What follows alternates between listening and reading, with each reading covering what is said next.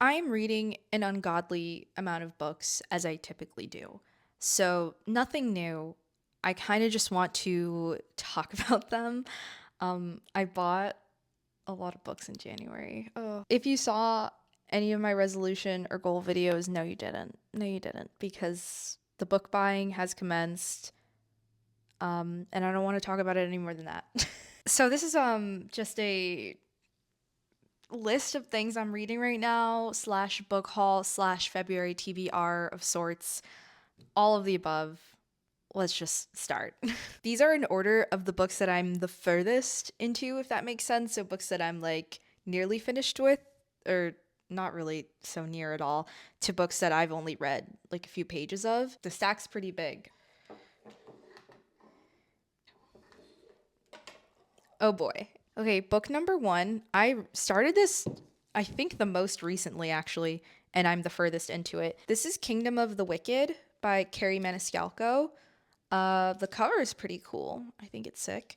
I'll just put it right there. I am 186 pages into this, so just about halfway, chapter 24. Carrie Maniscalco wrote the Stalking Jack the Ripper series, which I really liked the first book of, and started the second one, never got around to finishing it, but I do think I will continue with that series someday. This is a YA romance fantasy series. It's a trilogy for this set of characters. But then she wrote a spin-off series that's for adults. So I think the first book is YA. The second book and third book in this trilogy are NA, and then the spin-off is totally adult.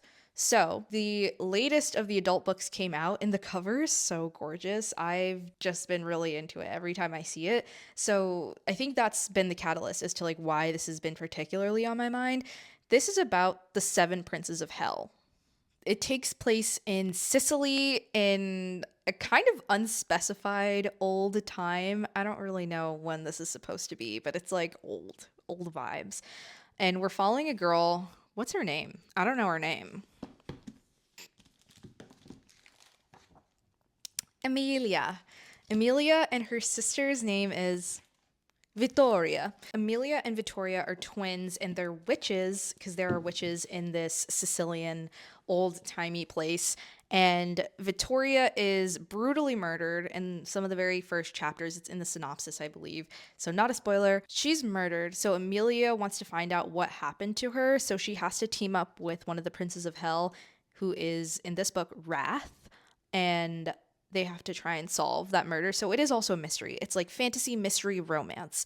And it was so good in the beginning. I'm noticing a pattern with YA books. They really hook me at the start, and the vibes are immaculate. The story's great.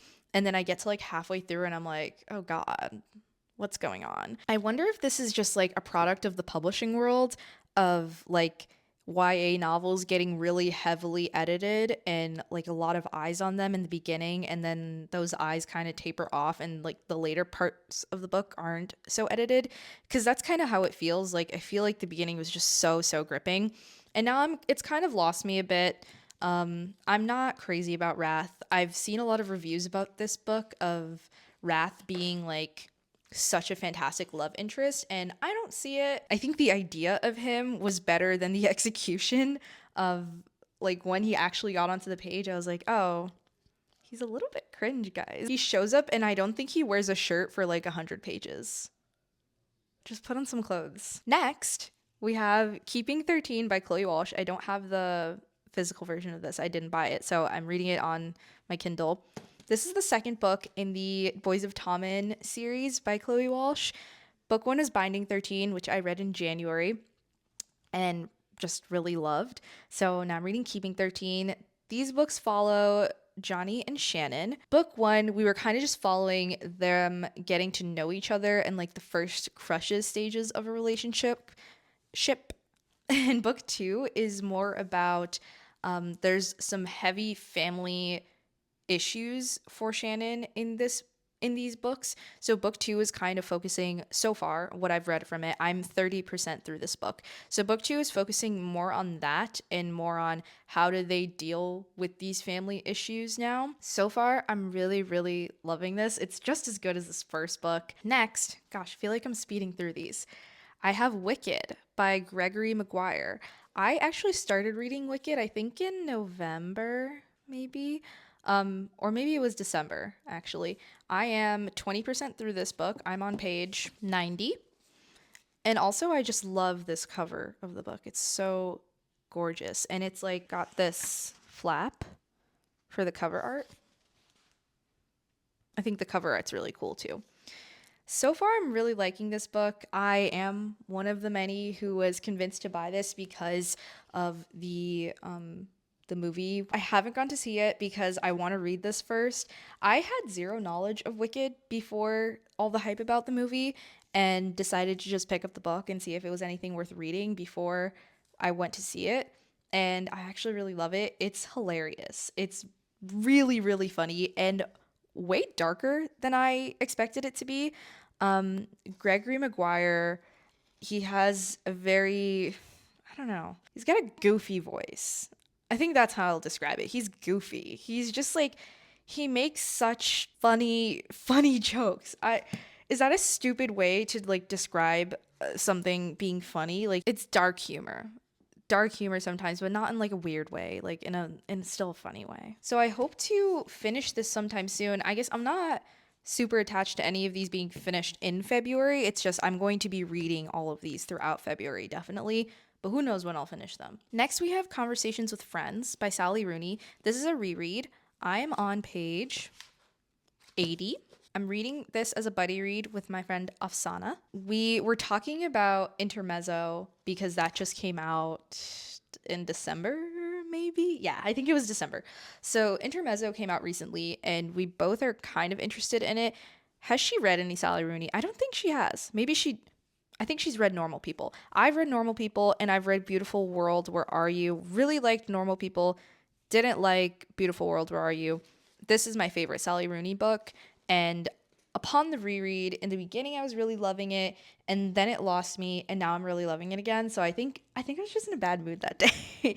I read a page that was really pretentious. I texted Afsana, I was like, I hate her. I can't. It's like Sally Rooney lost a fan. I'm over this. And then I continued the next day and I was loving it again. So really good. I recommend this book. This is about a girl named Frances and her best friend Bobby and their relationship with a married couple. Bobby is kind of interested in the wife and Frances is kind of interested in the husband, and it's like this whole messed up love square. And I just love Sally Rooney's writing and her musings on life, the things that she like chooses to describe in a situation. Like she'll write about like a big important conversation going on and she'll talk about how the main character is like looking at the dirt under her fingernails instead of like looking at the other character or something. Just like those small details of realism, of just things that are like so relatable. Oh, here's one I love. I had called her jealous to try and hurt her. I just hadn't known that it had actually worked, or that it was even possible to hurt her no matter how hard I tried. Realizing not only that hurting Bobby's feelings was within my power, but that I had done it practically offhandedly and without noticing made me uncomfortable. I wandered around the office and poured some water from the cooler into a plastic cup, even though I wasn't thirsty. Then, eventually, I sat back down. It took me several drafts to finish writing my reply. Lovely. Next, we have a book I've been listening to on audio. I am 46 pages through this. This is Amusing Ourselves to Death by Neil Postman. This is a short book, so I think I'm like a third of the way through it because I think it's like 150 pages. Yeah, just about. This is about the age of television and how TV has replaced our media intake method as like number one when it used to be written news and media that we would consume. And this was written kind of a while ago. I want to say like 20 years ago, before the internet, basically. So this would be even replaced like television with the internet and social media.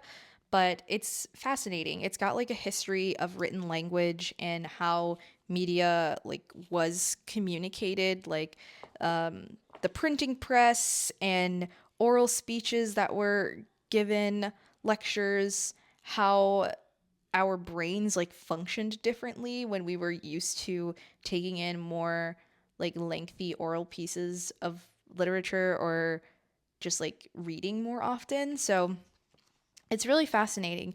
It honestly like makes me rethink everything about the media that I consume, the media that I produce as like being somebody with a YouTube channel. Yeah, it's just very, very interesting. And I think I will finish this in February.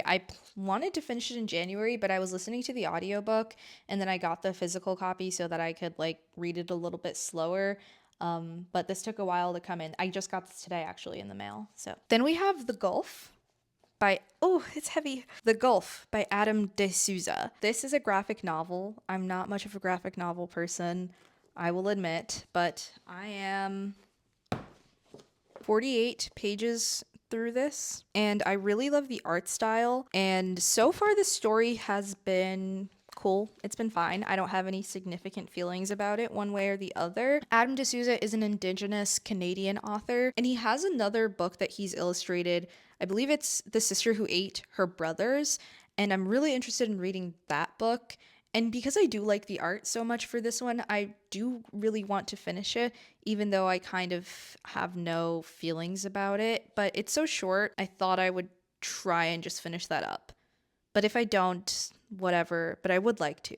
I'll just read you the back. Staring down the final days of high school, a group of friends runs away from home to join a remote island commune in this coming of age road trip adventure. I love a good road trip and I like coming of age stories. And like I said, it's just really gorgeous. Next, we have Outlander. Oh my goodness. I'm so beyond excited for this. I'm on page 38, which is like somewhere in chapter 2. I started reading this last week because I started watching the show. My friend Cindy really loves the series. It's also a show, and she's told me about it so many times, but I always kind of like didn't feel super interested because she said it's like time travel-y, and I've never really been intrigued by that sort of story. But then I saw it on Netflix and I didn't put it together that that was the series that she's always telling me about. So I put on the first episode and I was enjoying it. And then I realized that it had books that went along with it. So I started reading the book and then I told her about it one day. I was like, "Hey, I'm reading this book called Outlander because I started watching the Netflix show." And she was like, "Oh, that's the series that I told you all about. Like that's the one that I love. Like I read those books back to back. They're like 800-page brick door stoppers and I was obsessed." I'm interested in it because I heard the romance is really good. The time travel element, honestly, I don't care. But I like the writing style a lot so far. There is no romance as of yet, but even without any presence of romance, I'm really enjoying it. This takes place in the Scottish Highlands. So this book starts in 1945, I think, and Claire somehow gets sent back like 200 years. So then she's in the 1700s in Scotland, doesn't know how to get back to her time period, and I believe she has a romance there. These are chunky books. I just got this one today. And there's so many of them. So I don't really know what I'm in for, but I feel excited for it. It feels very promising. The fact that the romance hasn't been introduced and I am still enjoying it, because usually if it's a romance book, the beginning of it, I'm just kind of like bored and waiting for the romance to start. I don't feel like this. I'm just like genuinely interested. So that feels like a good sign. Next, we have Sylvia's Lovers by Elizabeth Gaskell in a beautiful Oxford World Classics edition. This has been my obsession this month, is getting Oxford World Classics. I am on page 26, so really not far at all. If I'm going to be totally honest with you, I only bought this because it was an Oxford World Classic and they only had two in Barnes. They had this one and they had a Dostoevsky collection of short stories, which I bought as well, but I'm not reading that this month, so it's not in this video. That's why I got it, because I love the art on these books, and I was like, you know what? Let me go in blind. Let me just see what's up. So far, all that I've got is that this is going to be a love triangle between a girl named Sylvia and somebody who's like a safe, respectable young man option, and the other guy is like a sailor, because this is a like whaling community. I thought that was interesting to like see what it was like to live in a whaling community at this time, which I don't even know when this time is, but it's okay. Elizabeth Gaskell, I know, wrote North and South. That's like her more famous work, and Wives and Daughters, which I've been interested in both of those for quite some time. So when I saw that this was the only Oxford at Barnes besides the Dostoevsky one, I was just like, yeah, why not? I've been meaning to read Gaskell, so why not this one? Moving on. This one I'm not going to finish in February. Not a chance. Here we have Crime and Punishment by Fyodor Dostoevsky. This edition's so cool. It's a library copy. This is the Penguin Deluxe edition with the deckled edges. I am not far. I'm 26 pages into this one.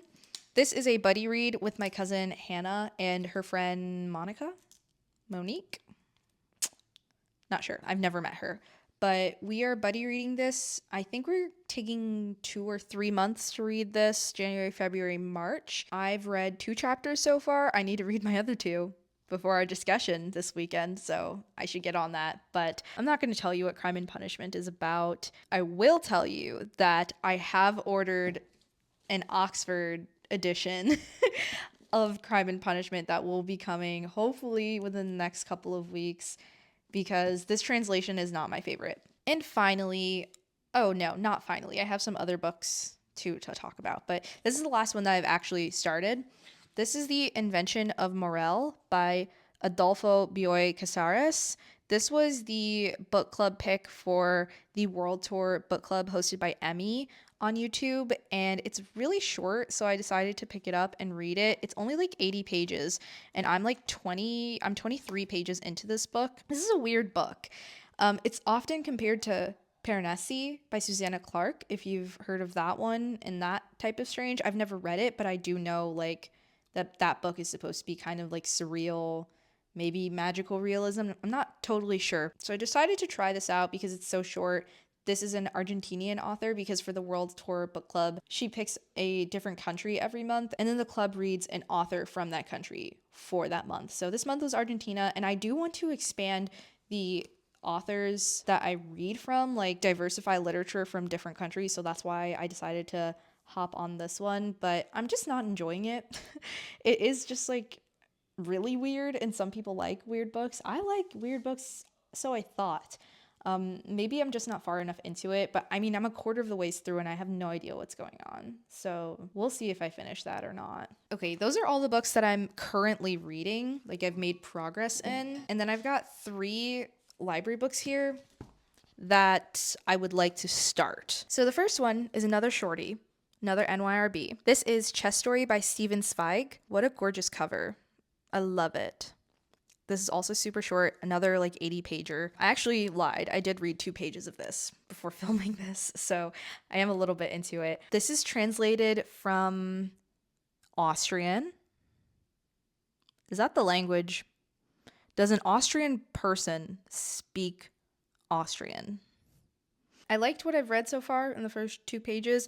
I picked this up because Melissa on YouTube is a channel that I just recently got really into, and this is her favorite author, and I think this is like her second favorite book of his. Her very favorite one, I think, is called Beware of Pity, and that one's really long, so I thought I would just try like a little short one by him, see if I like it. I think this is about a world-renowned chess player who is on a ship, and there's somebody else who's going to go against him that is like mysterious, and we're finding out about that mysterious person. I think that's the plot, but I really could be totally wrong. I know I'm right about world-renowned chess player on a ship because I read that in the first couple pages. The other stuff, read the book, and you can correct me. Then we have Ace of Spades by Farida Abike Iyamidi. That cover is so sick. I love how it's like inversible. So this is pitched as like Get Out meets, what was it?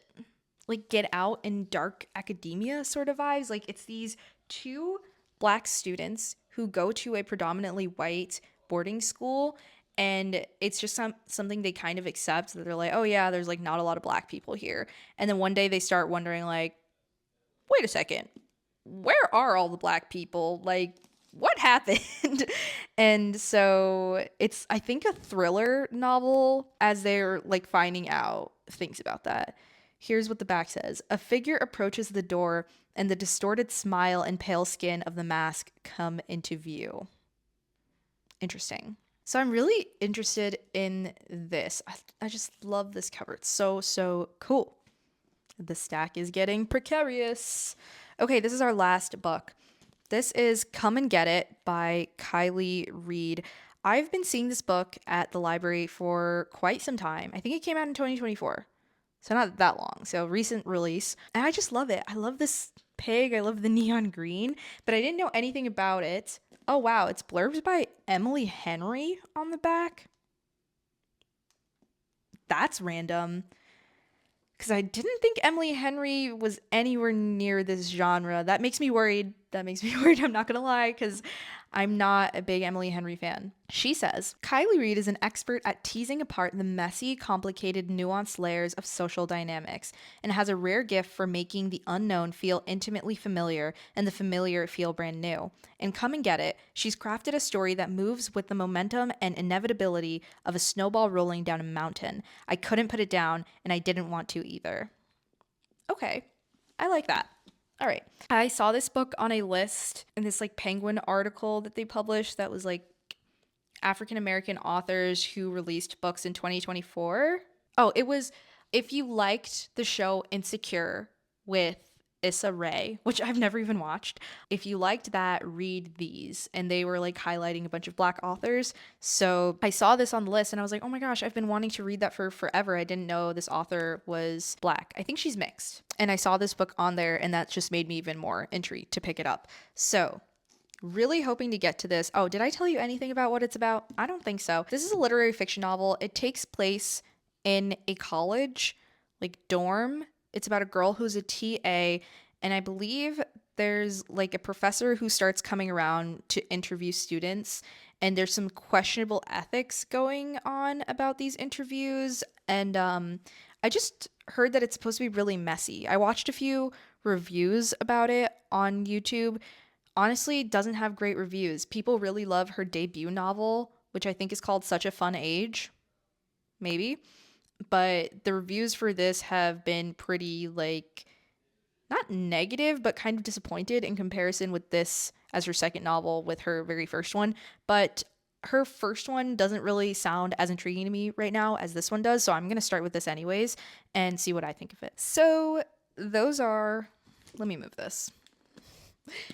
Those are all of the books that I'm currently reading and books that I would like to start very soon, and a little bit of a haul of sorts. Come back for the February wrap up at the end of the month to see how many of these I end up finishing in February. I'm sure many of these won't get finished in February and it'll be like March reads or later than that, but I'm sure I'll finish some of them. So let me know if you have read any of these books, if I should prioritize any in particular in your opinion, if you really enjoyed it. And yeah, I'll see you guys in the next one.